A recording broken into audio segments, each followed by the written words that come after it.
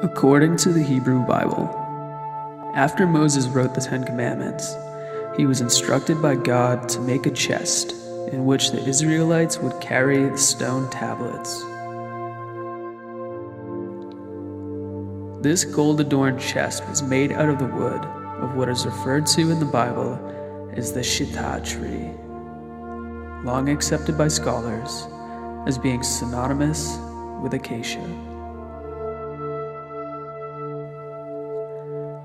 Later, in the New Testament letter to the Hebrews, the ark is said to contain not only the tablets on which the Ten Commandments were written, but also a staff belonging to Moses' brother Aaron and a jar of manna.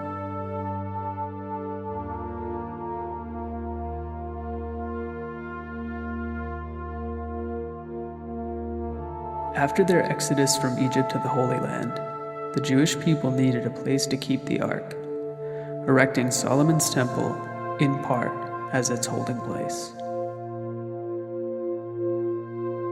Hiram Abif was the chief architect of King Solomon's temple. One day, when the temple was nearing completion, Hiram was attacked and killed by 3 men, who buried his body, marking it only with the branch of an acacia tree. Many believe that these men attacked Hiram in an attempt to get information out of him. When he refused to give up his secrets, he was killed. Is it possible that outside the secrets of his architectural techniques, Hiram had been informed of the secrets of the ark, or even the identity of the burning bush, by the Israelites? Beyond this legend, too little is known of Hiram Abif's life to grasp what he may have actually known. But the ancient and accepted Scottish rite of Freemasonry traces the origins of their fraternal organization to Hiram, whom they call the widow's son. While many people believe that the Freemasons may have helped to protect and transport the Ark of the Covenant after the destruction of King Solomon's temple, there is no real evidence to suggest that this is so. In fact, for nearly 2,000 years after Hiram's death, there is no written history of Freemasonry. This secret society's history was likely carried on in initiation rites and oral traditions until about the time of the Age of Enlightenment, when written accounts of the elusive fraternity began to surface.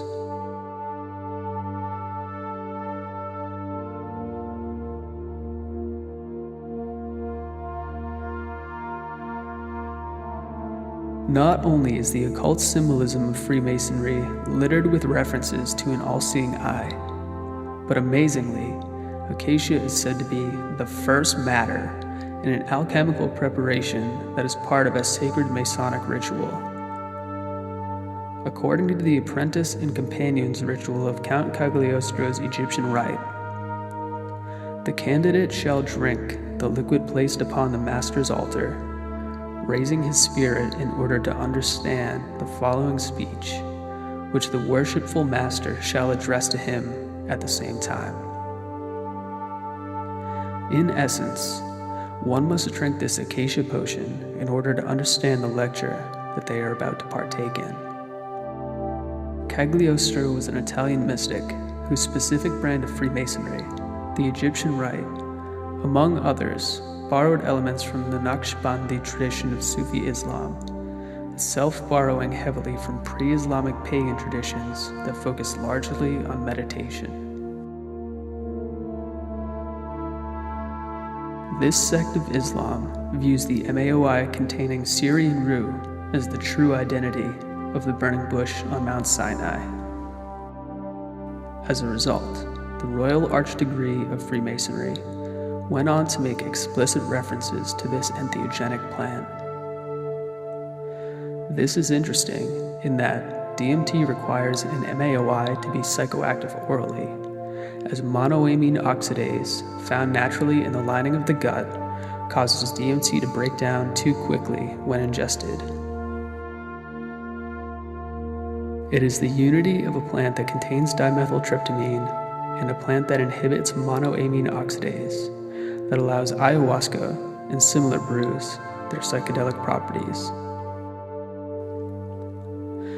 It is easy to conceive then that Syrian root may have also been an ingredient in the Mason's elixir.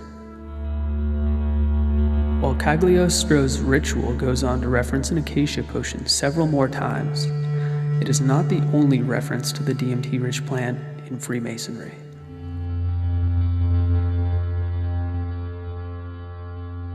In fact, acacia seems to be seminal to the organization of Freemasonry. Knowledge of its psychoactive use seems to have been entirely commonplace, at least until the early 19th century, after the death of Cagliostro and other mystics like Russia's Melusino, a practicing chemist.